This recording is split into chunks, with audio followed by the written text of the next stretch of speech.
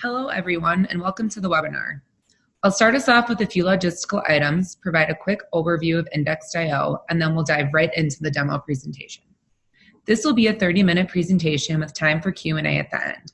Please place your questions in the chat window throughout the session, and we'll address them in the Q&A portion.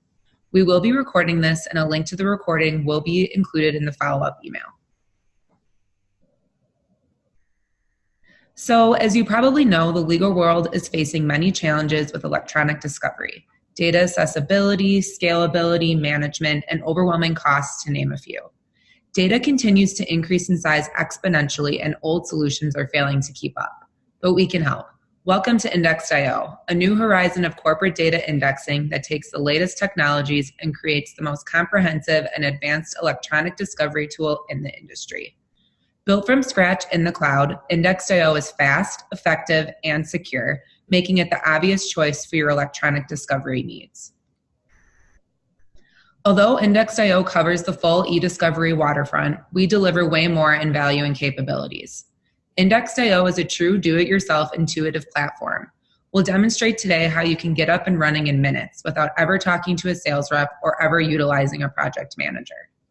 Next, Index.io's autoscale technology cuts traditional processing times from days to minutes while ensuring quick, accurate results every time. With unmatched search speeds, you always have instant access to the critical items you need for your case.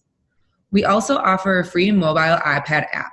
With this easy, intuitive, and secure app, you can review, code, redact, and organize your e-discovery documents no matter where you are. Your work is automatically reflected in Index.io, and you are always in sync with your project. And finally, Index.io is the only e-discovery solution that provides a daily hosting model. This allows more predictable billing, easier project management, and eliminates minimum hosting charges. There are no long-term restricting contracts, no licensing fees, no user fees, and no minimums per month. Additionally, there is no software or special hardware to purchase. For the demo portion of this webinar, we'll run you through a scenario that is common amongst e-discovery platform users. Imagine a client comes to you with a PST file and says they need the emails reviewed and produced by the end of the day. With traditional e-discovery tools, you may not even be able to get the file processed within that time frame, but with Index.io, you can. We'll show you just how easy it is and how quickly it can be taken care of, even if you've never used us before. Austin, a support representative here at Index.io, is going to show you how to set up an account, process the PST file, invite your team to the project, and export your final production back out. All right, thanks for that intro, Jess. I'm going to get our screen switched over here so you guys can follow along with me.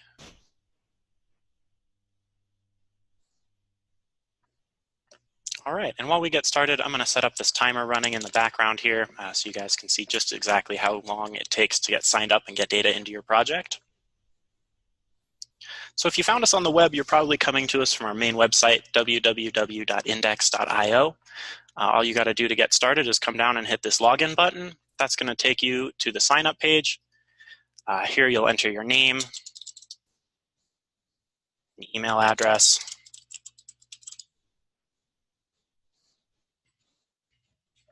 and a phone number. Agree with our terms, hit create account, and then you're going to get an email sent to you with a verification link. And that email is going to look a little bit like this. You'll just click on this link here, and it'll take you to a new page where you can set your password. So enter your password twice, hit sign in, and you're all set, you're signed up. So when you first come in, you'll have this trial project in your account. This trial project has some limited features. It's not gonna let you export. It's gonna limit you to about 5 gigabytes of data. But aside from that, you can get into the project, search, run reports, invite new users, upload actual data. And if you wanna make that a real project at any time, you can just enter a credit card to upgrade it and just get going. So when you click on the project name, you'll be brought in. If you're just getting started with that project, it's gonna get you on this Getting Started page. With some basic information, a link to our support articles, and a big button here where you can add your first data to the project. When you hit that, it's going to pop up and ask you for a custodian, a collection name, and you'll choose your processing settings here at the bottom and then hit next.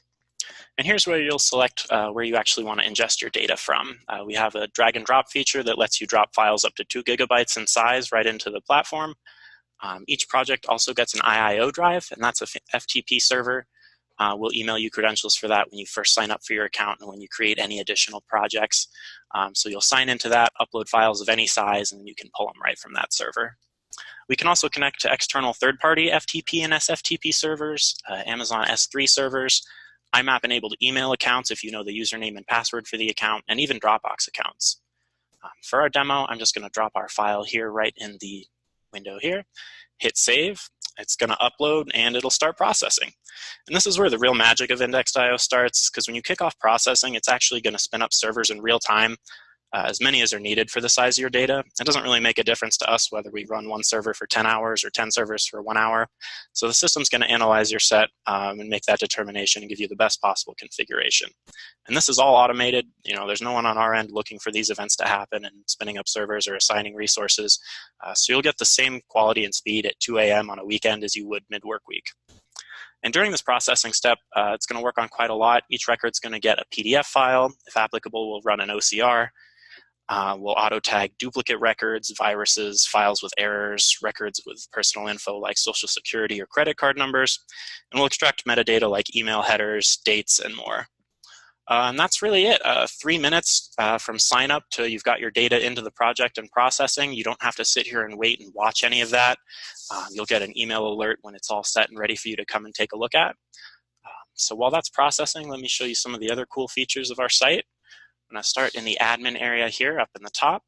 And the first thing I'm going to do is set up a tagging form so that when people come into the project, they can quickly mark items as, you know, reviewed, privileged, responsive. All of these will be available to just check next to their document as they're running through their review. And these are based on roles, so I'm going to set up the same form also for our users as well as for our admins.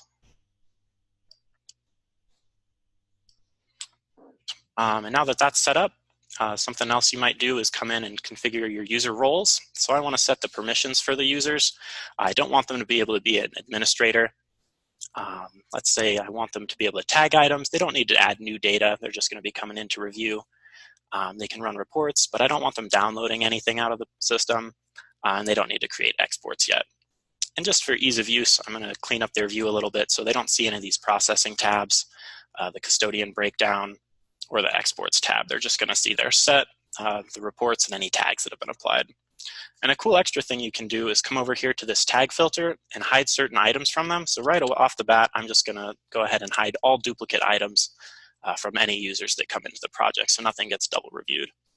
Just hit save, and that'll update that form. So now I'm going to actually invite a couple of users to our project. I'll switch over to the user tab here, invite our first user. Let's get another admin on the project here.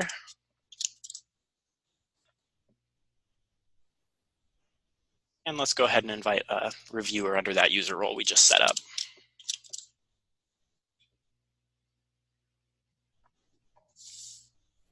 All right, great. So we've got some users in here now. Another cool feature in this area is the passwords tab. You can come in here and actually enter passwords that you know for encrypted items in your data set.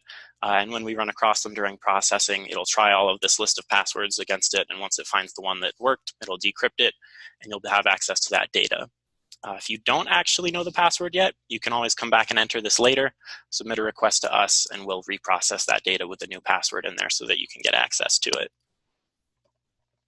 Another cool feature in the admin area here is this audit log, and this is going to track everything that gets done in the project. It's going to break it down by email and by the action.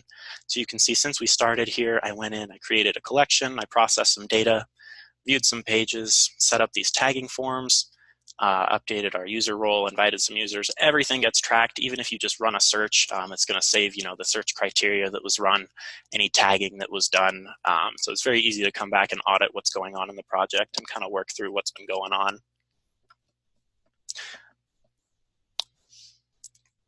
All right, another cool tab in here is the Metadata tab. If you guys want to overlay your own metadata onto the records without actually affecting the native files, you can set up a load file. And here's an example format here. You'll have the resource ID from our system, and then the fields that you want to actually apply, as well as the actual entries for those fields. And you just set that file up in advance, come in here and drop it there. hit upload, and then that's going to go through and start overlaying those into the system. We also have a new feature here, remote collection, where you can come and request that we connect with a custodian and send some software to them that actually lets them collect their hard drive, or do a targeted search on their system, and pulls all of that data onto our server so that we can process it from. Right now, that's just a request that you'll submit to us, and we'll handle it and go from there. All right, the billing tab, once you put in a credit card number, this is going to have some information, a daily breakdown on how much data was processed, how much data is being hosted. You'll get a breakdown of per day, and you can go back and forth through the months and check the whole billing for your project, update credit card info, and it's also going to track when the project went into hibernation. If you ever deleted the project or anything like that, all that status is tracked here. Of course, the details tab just has basic info on your project. You can enter a name, description, change the time zone for the dates that will pull out of your data, or of course delete or hibernate your project from here. There's also these two added on services that we provide, Google Translate and Data Enrichment, which are additional services. If you don't want your users going in and using those, you can come here and turn those off so they don't incur any unexpected charges. All right, so let's go take a look at our processing set here.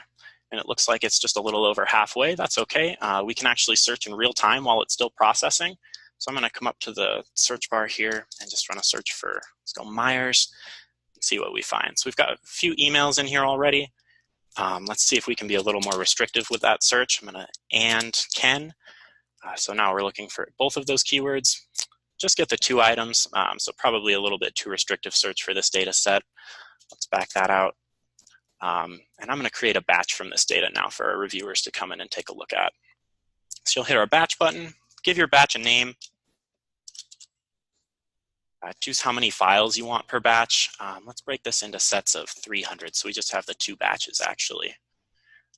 Hit start, and that'll run through and set that batch up for you. If this basic keyword search at the top isn't quite enough for you, we also have an advanced search option. You can come over to this drop down here at the end, open that up, and there's a whole bunch of search fields available to combine over here on the right, kind of graphically. So for example, I'm going to drag out tags, and I want to look for items that have been reviewed. And then I'm going to drag out another tags field and switch that from is to is not. So I want to exclude any items that have been marked as privileged or that have already been exported. And you might have already guessed this search is going to try and find items that are ready to be exported from our system without any privilege restrictions that our team has taken a look at. Since our team hasn't been in there and actually reviewing yet, I'm just going to save this search so we can come back to it later. And that's done by hitting this little up arrow in the bottom right. I'll hit save, give it a name. And there you go. That'll be available then in the top left under saved searches alongside all of our pre-canned searches for the project. By default, you can see all of your files, any container exceptions, so zips or PSTs that had issues and we weren't able to pull data out, password protected items that we found, or those items with social security numbers, credit cards. If you want to recreate any of these searches, all you have to do is clear out your view here with the new search button, grab one of these and drag it over. You can see we have our processing complete notification just popped up, so our data set's totally ready. So let's go in and take a look at that set now and run an initial report on it. So right next to the filter button here, there's a download reports button. I want to run a resource report. And I'm going to customize the fields that I'm including here. I don't need absolutely everything, but I do want to grab the ID, the file name, any tags that have been applied. And since this is a PST set, let's grab any of the email fields. Great, and when you're set, just hit save, and that report's going to run and generate. So any reports that are run in the project are going to be available on the Reports tab. These all get saved and logged so you can come back to them and download them at any time. And now that we've run that initial report, let's go take a look at one of these batches here. So you can see on our Home tab, we have a breakdown of all of the batches that have been created. You can click on the name and go to all of the items, or if you want to pick up your review where you left off, you can come in here and click on the Not Reviewed section. It'll bring those up and kind of track progress as you go through these. So let's open up an email. While we're going through here, I can mark this reviewed, responsive, quick and easy, get to the next item. Mark that one as well. Go to the next item. Say we found a privileged item here. You can come down and switch your note type to privilege log note. Let's mark this as an attorney communication. Now it has that note on it, so when you come back and want to run your privilege log later, you'll be able to grab that field and it'll have the reason listed right away. This document viewer also has some other cool features. You can redact items right in here with this redaction button up here at the top. So drag out your redactions here. When you're ready, just hit save and that'll be applied. You can also download the native here in the bottom left. If you want to take a look, say this was a spreadsheet file and we didn't get a great image, or you just want to look at it as a spreadsheet, you can download that there. Or you can print this PDF up in the top right here.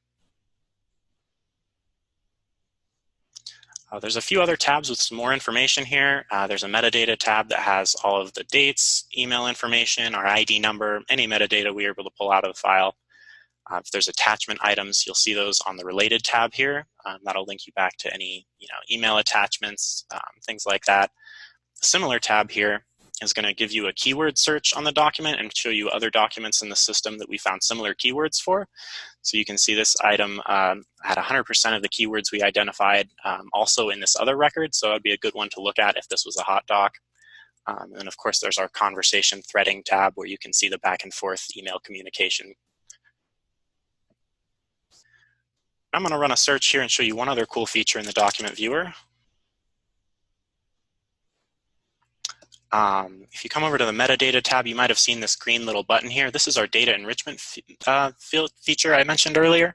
If you click this button, it's going to look up that email address and it's going to try and pull information from around the web about this person. This is our CEO here, Brian. So you see he's the founder of Index.io. He's been working here for a while. Gives location, Facebook, Google Plus links. A lot of information. That's great. So if you come through and you see an email you don't recognize and you need to know who this person is, you can come in, hit that button, and find out a little bit more information. All right, and so once your review is all set, the next thing you're going to want to do is come over to export. You'll be able to add your first export here. It'll require you to put in a credit card number, but once you do, you can select the data that you want in there, choose the output types that you need, any load files, pick all those settings, and it'll output your data, Bates number it, and it's all ready for production. So if you run into any issues on the website, we also have some great support options. If you come over here, we have a section of tutorial articles and how-to videos that you can get to. We have a great introductory tutorial video series that'll walk you, beginning to end, anything you can do in the system. There's great tips and tricks, just a getting started section if you want to read through some text-based articles on how to use the system. Lots of great information in there. We also have an announcements section that you can come to. This will let you know any new features that we've released, any fixes we've put out, if there's any open issues on the website and things are acting weird and you just aren't sure why, you can come check here. And if you want to contact us to schedule a training session or just ask a quick question or anything like that, we have a great live chat feature. You can connect with a representative during business hours and ask quick questions, or if you're more of a phone person, you can give us a call. Our business hours are 9 a.m. to 5:30 p.m. Mountain Standard Time, Monday through Friday. Outside of those hours, you also have the option to email us, and that'll create a ticket in our system that gets broadcast to a team, and we'll be able to help you out with any of your issues. And I did mention the training options. All of our training in the platform is free. There's no cost. It's all built in. So if you ever have any questions you want to answer, feel free to reach out. We'll schedule a time, get a screen share set up, talk to you on the phone, and just walk you through whatever you need. And that pretty much concludes our webinar for today. As you can see, Index.io is a true do-it-yourself tool that offers a lot of functionality to our users. We'll be emailing out a link to this recorded video as well as the demo video for our free iPad app. If anyone wants to hang around for a bit, we'll cover some questions that came up during the demo. And if not, I hope you have a great day and consider Index.io for your next e-discovery project. Jess, do we have any questions?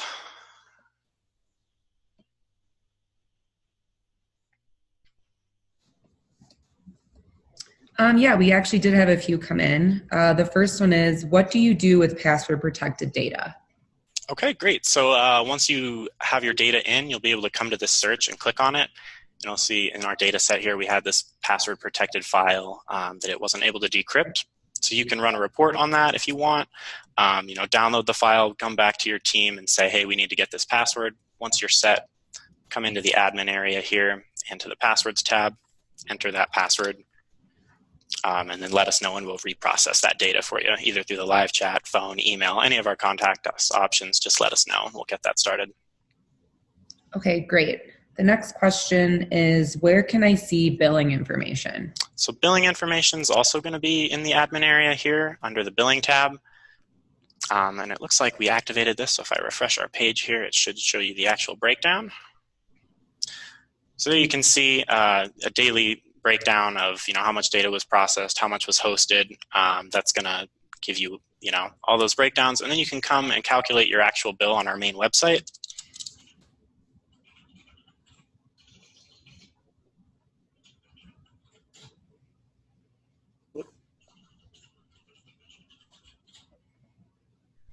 Come here, click on more and pricing, and that'll give you our retail rates. You can compare that to your billing tab and calculate the costs for your project. Okay, and then the last question is, where is your pricing located? Oh, and there we go. I just covered that on our website here, more pricing, and that'll give you a breakdown of everything. We bill on processing at the initial ingestion, data that's being hosted after 30 days. Anytime you run productions, there's a fee for that, as well as those added on services I mentioned. And if you need project management or technical time is how we refer to it, say you want us to load some data into your project for you or set up some searches, set up some batches, run exports, just let us know. We'll get you a quote on time for that and we'll get that run through. All right, that's it for questions. All right, great. Well, thanks again for everybody for joining us. We'll get this link sent out. And good luck with your future e-discovery projects.